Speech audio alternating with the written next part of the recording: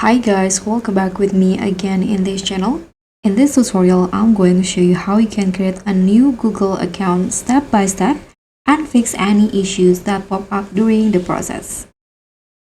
So whether it's for Gmail, YouTube or the Play Store, a Google account is your key. Let's walk through how you can make one from scratch and fix common problems along the way. So first you can just go to the sign up page, this one in here, accounts.google.com/sign up, and you can just fill out the form. You can enter the first and last name in here, for example.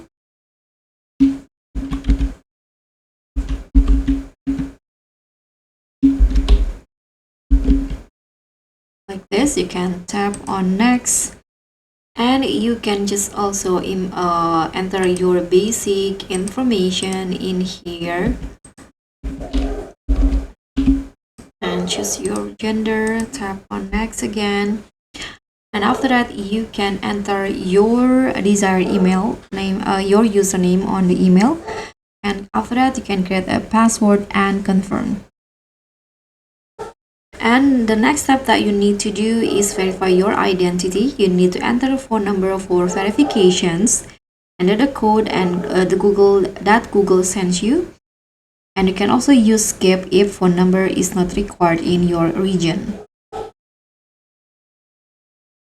So if you're facing some error like this username isn't allowed, for example, here I'm going to use my existing email like this. When you tap on next, you can see that this is it's already taken. You need to try another one. You can also add numbers or periods to make it unique.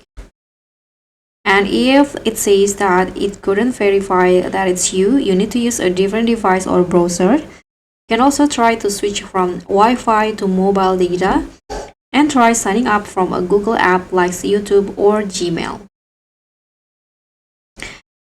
And if you're facing too many accounts created error, you can try in incognito or private mode, use a different phone number, or try on a different device.